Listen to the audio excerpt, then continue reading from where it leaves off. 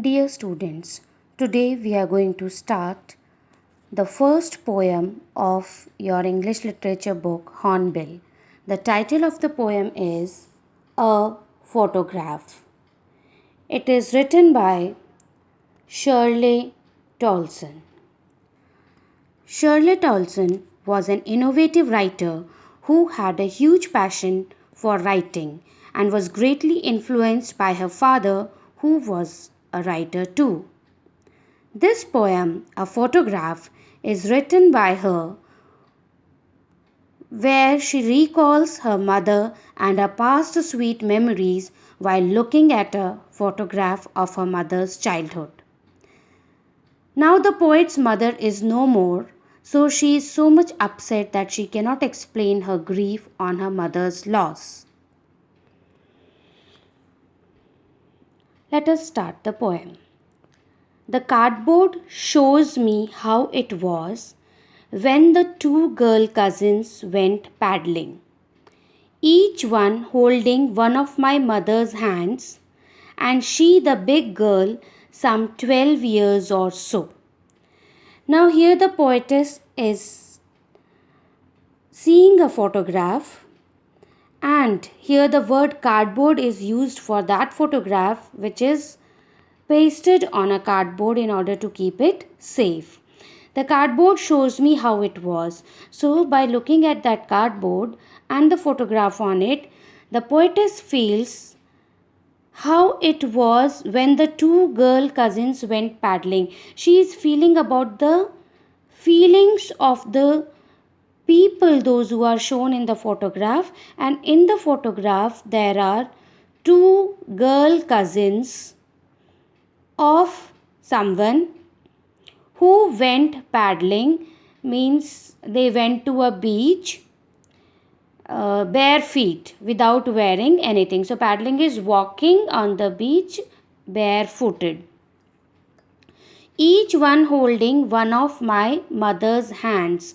So here these two girl cousins were actually of the poetess mother, and the poetess mother was in the middle, and on both sides of her two cousins were there, and she the big girl, and the poetess mother was the oldest among the three girls, some 12 years or so. So the poetess mother was only 12 years old when that picture was taken, or when they went for that beach holiday. All three stood still to smile through their hair at the uncle with the camera.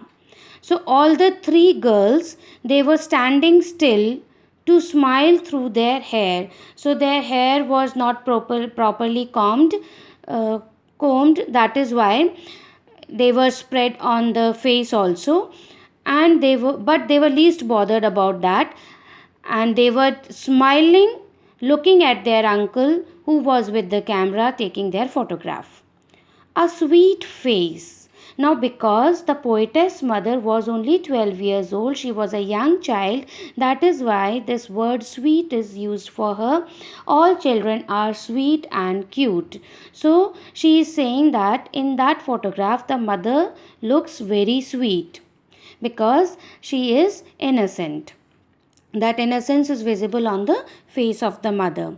My mother's. So that sweet face is of the poetess mother. That was before I was born. Obviously, it was before the birth of the poetess, because the mother herself was only 12 years old at that time. And the sea, which appears to have changed less. Now, because they had gone to a beach, so that is why in the photograph the sea waves are also visible. So the poetess says that the sea which is visible in the photograph appears to have changed less. The sea remains the same, the waves are still the same, but washed their terribly transient feet. So, terribly transient feet, transient here means something temporary for a very short period of time. So, the feet impressions which were there on the beach, they are called terribly transient, because the size of the feet have grown later in future. The children, those who are there in the photograph, they grew up, and now they, when the poem is written, that time the mother is much older in comparison to the photograph. But the sea has not changed much, it is still the same. Sea here symbolizes eternity and immortality, that nature is immortal, nature lives till eternity, whereas human beings life is short and temporary in comparison to nature. Some 20-30 years later, she would laugh at the snapshot. Now 20-30 years later means when the mother was 12 years old. After that 20 or 30 years passed, when one day the mother was looking at the photograph and she was laughing. Then what she said, "See Betty and Dolly," she would say, "and look how they dressed us for the beach."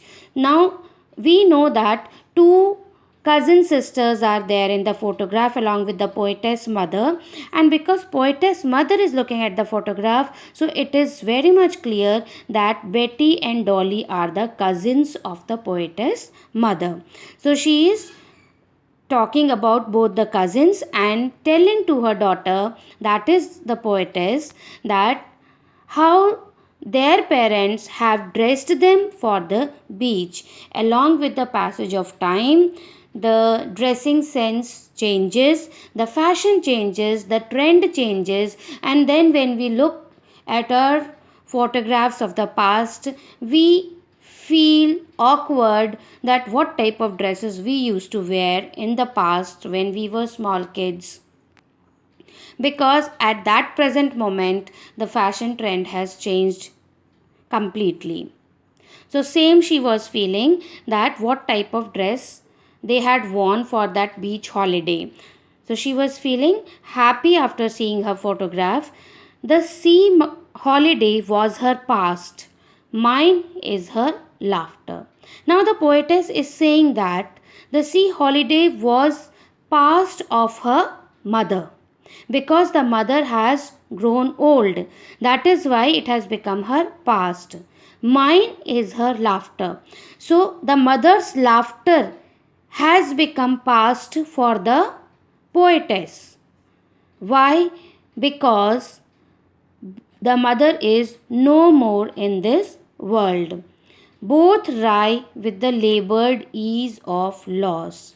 Both lie with the labored ease of loss here means that both are, though complaining for their loss, but they have learned to adjust with the loss. If someone dies, we are helpless. We cannot bring the person back, and life never stops for anyone. So people have to live. That is why we have to adjust with that person's loss in our life. Same is the loss of our past. So every passing day adds to our life, and we keep growing. So the past we cannot bring back, but on every special occasion we click photographs, and whenever we see those photographs we recall those past sweet memories and feel happy about it.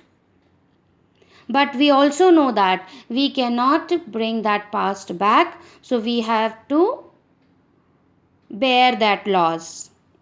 Now she has been dead nearly as many years as that girl lived.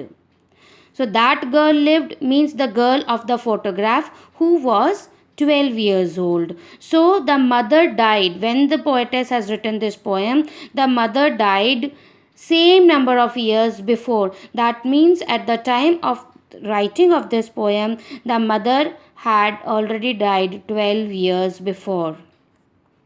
And of this circumstance, there is nothing to say at all. And the poetess is not able to say anything at this moment because its silence silences. The circumstance of the loss of her mother, the death of her mother, has made her speechless and she is not able to say anything. That is why she has become silent and everything else has become silent all around her. When the poetess was writing this poem, she was missing her mother too much. That is why, when she realized that her mother is no more, all of a sudden she became speechless and she was not able to say anything. And this shows human helplessness, that we are helpless. We cannot bring change in our lives and we have to accept the present situation or present circumstances. The poem is very simple. I hope you all have understood. Now let us discuss about the literary devices used in the poem. Now I have already underlined them for you. See, stood still. So which literary device is this? Yes, it is alliteration, because the first sound is similar of these two words. Then my mother's M sound is repeated. Then terribly transient. Then silence silences. So these are the examples of alliteration. Then there is another literary device which is oxymoron. Oxymoron means when two opposite words are used together. So labeled ease. Labeled here is with great difficulty and ease is easily. So these two opposite words are used. So this shows that it is an oxymoron. Okay, children, read the poem again and try to understand it.